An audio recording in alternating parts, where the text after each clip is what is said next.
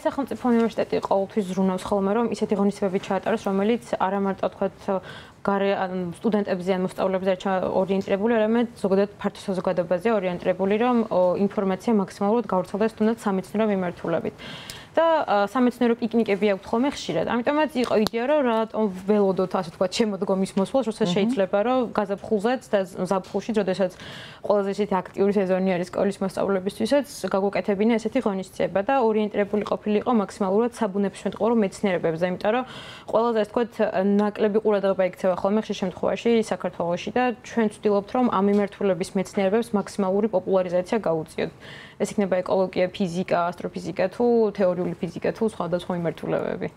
ვის შეუძლია მონაწილეობა ამ ფესტივალში და ასაკობრივად თუ არის მოაზრებული რა კატეგორიისთვის არის განკუთვნილი ეს ღონისძიება? ძალიან კარგი კითხვა, იმიტომ რომ ხშირად ვფიქრობთ ხოლმე, რომ როგორ შეიძლება ისეთი ღონისძიება დავგეგმოთ, რომელიც მართლაც ყოველთვის იქნება, ანუ ასაკობრივი ზღვარი რო არ გააჩნდეს. იმიტომ ქონია აქვს პრაქტიკა, რომ მოსულა 5 წლის ბავშვიც და მისთვისაც ყოფილა გასართობი და საინტერესო და ასაკიანი ადამიანებისთვის, მოკლედ პენსიონერი ადამიანებს, რომელიც მოსულან და გაუზიარება თავისი გამოცდილება, თქვა, უცხოეთში ეცნახე და ძალიან სასიამოვნოა, რომ ჩვენთანაც შეიძლება ამ ყოველფრის ნახვა. ასე რომ ჩვენ ღონისძიებას ასაკობრივ შეზღუდვა არ აქვს. ერთად ნებისმიერი ასაკის ადამიანი შეუძლია მოვიდეს და ისიამოვნოს.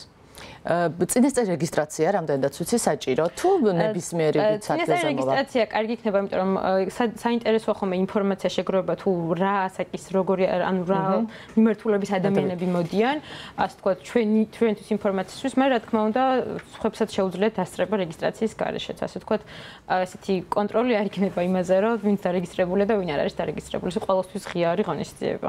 თუ შეიძლება უფრო დეტალურად მოგვეყევით, რა ელით ბოტანიკური ბაღის სტუმრებს ფესტივალის ფარგლებში? ხო, ცოტა შეიძლება ეგოისტურად გამომივიდეს, მაგრამ მე ჩემ კარავზე ვილაპარაკებ პირველი. ანუ კარვებად არის დაყოფილი. თემატური კარვებად იქნება დაყოფილი ყველაფერი.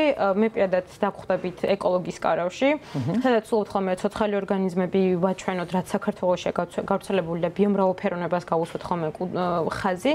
და გვეყოლება როგორც ცოცხალი, ასევე ასე ვთქვათ, კოლექციის მასალა, საკოლექციო მასალები, სველი და მშრალი კოლექციის და ამებს ვაჩვენებ ჩვენ სტუდენტებს ხოლმე და მე შემდეგ სხვა მნახველებს. კარგი, ანუ სხვადასხვა კარვებში გვხვდებათ როგორც არა მარტო ეკოლოგიის აქტივობები, არამედ ბოტანიკის, ფიზიკის საშუალებები გექნებათ ასევე, რომ დააკვირდეთ სხვადასხვა ორგანიზმებს, არა მარტო მიკროსკოპით, არამედ თქვა ცოცხალ მდგომარეობაშიც ნახოთ. და კიდე რა შეიძლება რომ თქვა მაგაზენ, ხო, ჩემ იმაზე მაგვაკეთებ ხოლმე მაინც აქცენტ, რომ ყველაზე ისეთი პოპულარული რაც არის ხოლმე ჩვენს კარავში, ეს ცოცხალი ორგანიზმებით ხელი შეეხება ჩვენი პოპულარული გველი დალმანია, რომელიც ყველა ღონისძიებაზე ყველას გულს იპყრობს ხოლმე, რაც არ უნდა, ასე თქვა, ეშინოდეთ. და სხვა აქტივობებიც ხო, რაც თელს იმას ანუ გარდა ამისა სალექციო ნაწილი არის და გამოყოფილი, სადაც ლექციები ჩატარდება და ჩვენი უნივერსიტეტის პროფესორები სხვადასხვა მნიშვნელოვან თემატიკას გააცნობენ საზოგადოებას, ასევე სტუდენტური კლუბების კუთხე იქნება წარმოდგენილი, სადაც საშუალება იქნებათ, რომ არა მარტო სტუდენტებს, არამედ მოსწავლეებს და მომავალ სტუდენტებს გაეცნონ იმ აქტივობებს, რაც ხდება უნივერსიტეტში და ზოგადად სტუდენტებმა ნახონ რა კვლევები და რა აქტივობები მიდის უნივერსიტეტში სხვადასხვა მიმართულებით. თინათინ, თქვენ ბრძანდებით ილიაუნის დოქტორანტი. აი, თუნდაც თქვენი უნივერსიტეტის მაგალითს ეკითხავთ, რამდენად დიდი არის ინტერესი საბუნებისმეტყველო მიმართულებების მიმართ? თუნდაც სტუდენტების რაოდენობა ან პოტენციური რაოდენობა მათი? სამწუხაროდ არის ისე, რომ ყოველწლიურად თითქოს მცირდება და საჭიროა ხოლმე, რომ შევახსენოთ არა მარტო სტუდენტებს, არამედ საზოგადოებასაც რამდენად დიდი როლი ეკისრება საბუნებისმეტყველო მეცნიერებების მიმართულებით კვლევებს სახელმწიფოში და ქვეყანაში იმისთვის, რომ რაღაცები განვითარდეს. იმიტომ რომ ასე ვთქვათ, ყველაფერი მეცნიერებიდან იწყება ჩემი აზრით და მე ეს ინფორმაცია მიდის ფართო საზოგადოებაში და ამას ეყრდნობა ყველაფერი ხოლმე. თუმცა ვფიქრობ, რომ მსგავსი ტიპის აქტივობები ძალიან კარგად მუშაობს ხოლმე, იმიტომ რომ რამდენჯერაც ქონია ბიობლიცის ნაწილი არის ასევე ჩვენთან, რომელიც ეფუძნება იმას, რომ ასე ვთქვათ, სწრაფი შესწავლა ბუნების, რომ ექსპერტებს გავყავს, მეც მათ შორის გავყავს ხოლმე ბავშვები იქვე, სადაც საველე სიტუაცია არის და სხვადასხვა ტექნიკებს ვანახებთ, ასე ვთქვათ, როგორ მუშავდება სინჯიან, როგორ გროვდება. და ეს ძალიან კარგად მოქმედებს ხოლმე, იმიტომ რომ გქონდა შემთხვევები უკვე არაერთხელ, რომ 3 წლის წინ ჩავატარეთ, წელს უკვე სტუდენტები ყავდა პირველ კურსელები, მეორე კურსელები, რომელიც გვეუბნებიან, რომ იცით, მე თქვენს ღონისძიებაზე ვიყავი, ეს ყველაფერი ვნახე და მაგიტომ მოვედი და მინდოდა რომ გამეგრძელებინა ამ მიმართულებით მოღვაწეობა. და ნუ ეს ყოველთვის, ასე ვთქვათ, ყველა ჩადებული შრომა საბოლოო ჯამში ფასდება ხოლმე და სტუდენტები არის ამის დაფასება ხოლმე. პირადად თქვენი ინტერესი რამ განსაზღვრა საბუნებისმეტყველო მეცნიერების? მეც უნდა ვთქვა, რომ ანუ ბიოლოგია მიყვარდა ყოველთვის ძალიან სკოლის პერიოდში, თუმცა ეკოლოგიის მიმართულებით გადასულხან, ნუ ჩვენთან ისე უყურებთ ყოფთ ხოლმე, იმიტომ რომ ბიოლოგია იდეაში ეკოლოგიასაც მოიცავს. უბრალოდ უნივერსიტეტში დაყოფილი ასე რომ ეკოლოგიის მიმართულება და ბიოლოგიის მიმართულება. თუმცა რომ ნახე რამდენად ასე ვთქვათ მრავალფეროვანი იყო რომ საველე გასვლები უნივერსიტეტში მიმართულებით მუშაობა დიახ ეკოლოგიის მიმართულებით, ამიტომაც ეკოლოგიის მიმართულებით გადმოვედი რომ უფრო უშუალოდ ცოცხალ ორგანიზმებთან ქონდა შეხება და იმ მრავალფეროვნებას ხედავდი.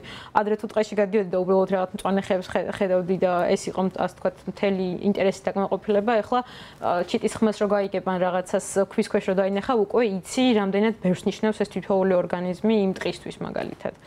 და მან განსაზღვრა ჩემი ინტერესით. ისო ფესტივალის შესახებ გითხავთ. პროგრამა არის მრავალფეროვანი და სხვადასხვა ასაკობრივი კატეგორიისთვის განკუთვნილი როგორც ბრძანა. აი თუ არის აქტივობები, რომლებიც აი ამ ტიპის ღონისძიებების დროს პიკნიკებიც ახსენეთ, თქვენ სამეცნიერო პიკნიკები განსაკუთრებულ ინტერესს იწვევს ხოლმე მოზარდების ან იმ ადამიანების, რომლებიც დაუშვათ პროფესიული არჩევანის წინაშე დგანან და შეიძლება დაინტერესდნენ ამ სფეროთ.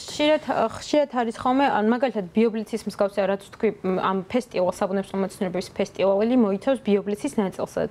და ესეთი ტიპის ისენი ან ბიობლიცის ნაწილი, რომელიც უშუალოდ უშუალოდ ხელშესახები არის, რომ მიდიხარ, სინჯის შეგროვება ხდება, მე მოგვაქვს ეს ეგრეთ წოდებულ საველე ლაბორატორიაში, ვცდილობთ რომ ვაჩვენოთ სტუდენტებს ხოლმე, რომ რეალურადაც როგორ ხდება სინჯის დამუშავება, ჩვენ როგორ ვამუშავებთ მაგალითად მეცნიერები უნივერსიტეტში.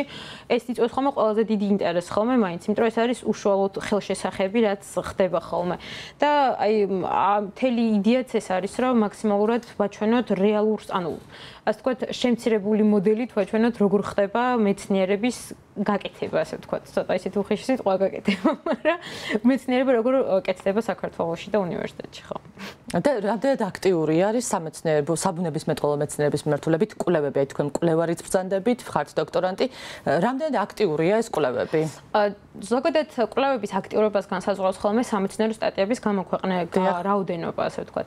და უნდა აღვნიშნო და ჩემთვის ძალიან, ასე ვთქვათ, სასიხარულოა, რომ რეგიონში საქართველოს საბუნებისმეტყველო მეცნიერების მიმართულებით კვლევებში პირველი არის კვლევითი მიმართულებით.